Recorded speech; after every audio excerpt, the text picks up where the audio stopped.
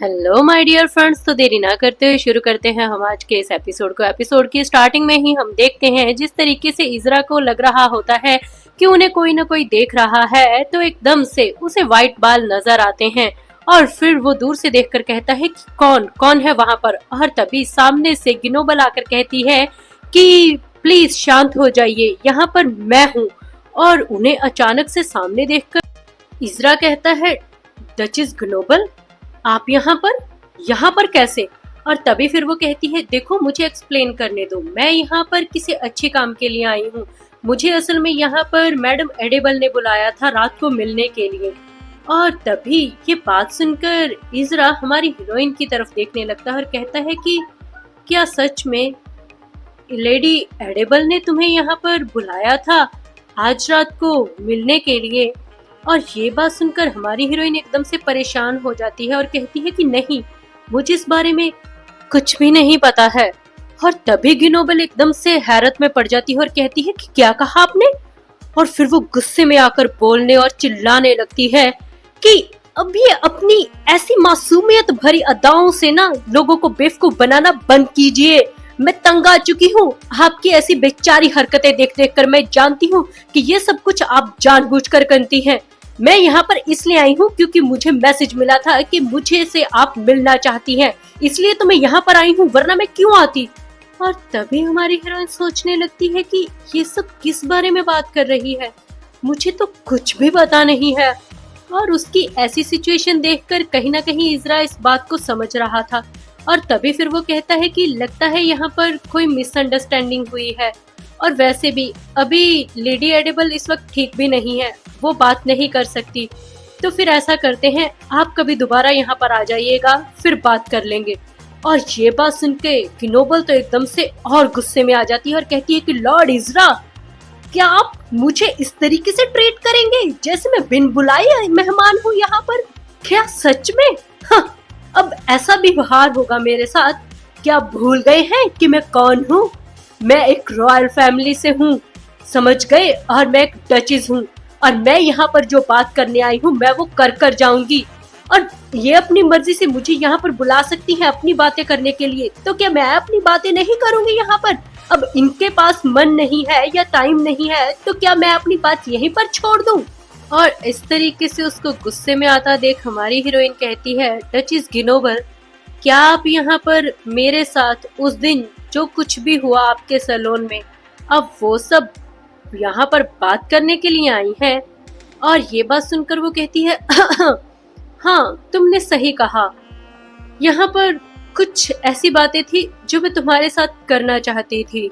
उस दिन हमने जो पोकर गेम खेली थी वो बहुत सारे लोगों के बीच में खेली गई थी, सबने देखा है। तो क्या अब तुम्हारे पास एक बहुत अच्छी अपॉर्चुनिटी नहीं है कि तुम मुझे अपनी दयालुता दिखाओ और ये बताओ कि आप कितनी अच्छी हैं लेडी एडेबल? और सच में वो अमाउंट भी बहुत ज्यादा थी। क्या आपको नहीं लगता कि आपको अपने भाई के साथ बात करनी चाहिए और उन्हें अपनी दयालुता मुझे दिखानी चाहिए, है ना? क्योंकि आप इतना तो अपने लोगों पर रहम कर ही सकते हैं। और उसकी ऐसी बातें सुनकर हमारी हीरोइन कहती है कि आपने जो कुछ भी अभी कहा, सच कहूँ तो मेरे सर के ऊपर से जा रहा है।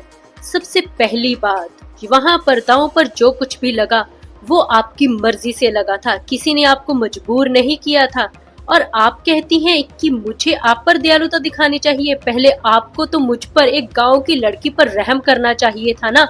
अगर आप पहले ही मेरे साथ अच्छे से पेश आती तो आज वो सब ना होता जो आपके साथ हुआ है।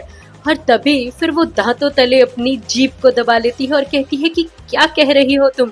और तभी फिर वो कहती है, और वैसे भी मैंने जितना भी पैसा वहाँ से जीता था वो मैंने गिमोरा के लोगों में लगा दिया है उनकी तरक्की के लिए।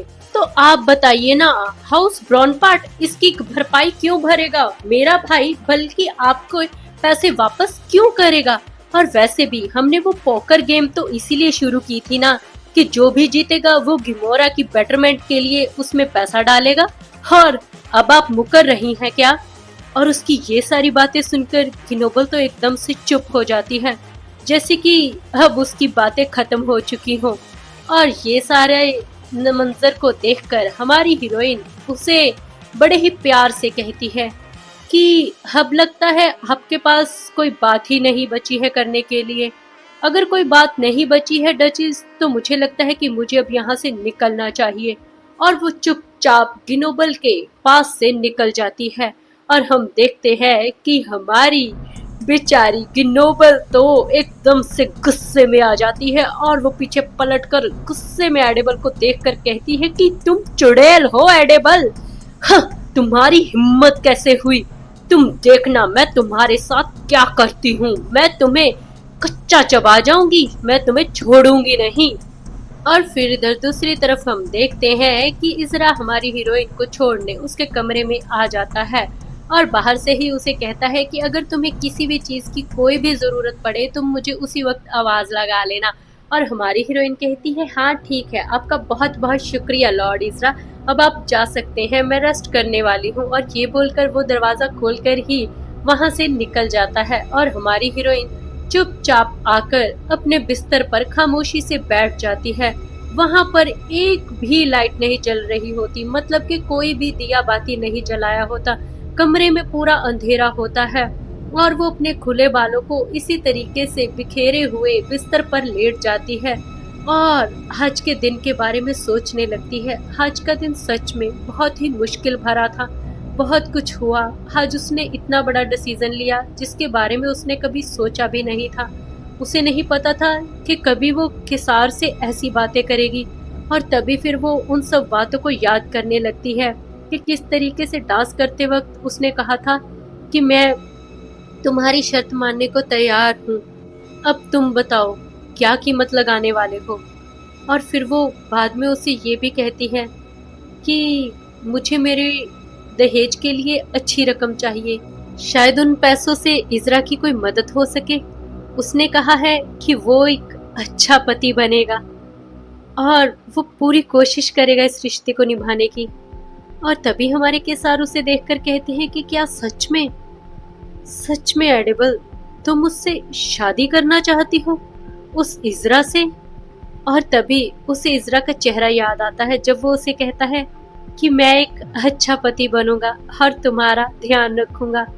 ये सारी बातें उसकी आंखों में ऐसे आ रही थी मानो अभी भी वो सब जिंदा चीजें चल रही हो उसके आसपास।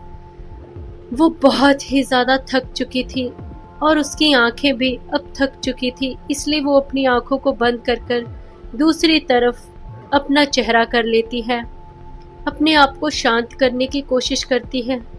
मगर उसकी बॉडी उसका साथ नहीं दे रही होती, उसका बदन कांप रहा था, उसे ठंड लग रही थी। वो खुद को कंट्रोल करने की कोशिश करती है, अपनी फीलिंग्स को कंट्रोल करने की कोशिश करती है, क्योंकि उसने ऐसा कभी नहीं सोचा था कि उसकी जिंदगी में ऐसे वाले मोड़ कभी आएंगे। और फिर वो अपने मन को बहलाते हुए यही कहती है कि सब कुछ अच्छा होगा, मुझे मेरी जिंदगी में खुशियां जरूर मिलेंगी, मेरी जिंदगी की खुशियां, मेरे हिस्से की खुशियां मेरे पास जरूर आएंगी। रात धीरे धीरे और काली और गहरी होती जा रही थी। रात का सन्नाटा एक अजीब सा मोड़ ले रहा था। एडेबल बिल्कुल गहरी नींद में सो रही थी, मगर उसका दिमाग और उसका जिस्म उसका साथ नहीं दे रहा था। तभी तो वो कभी इधर और कभी उधर दोनों तरफ घूमे जा रही थी, मगर वो एक बेहोशी की हालत में थी। और उसी बेहोशी की हालत में उसे महसूस होता है कि कोई उसे आवाज लगा रहा है, कोई दूर से समंदर में कोई ऐसी चीज जलपरी जैसी कि उसे हमेशा आवाजें आती हैं।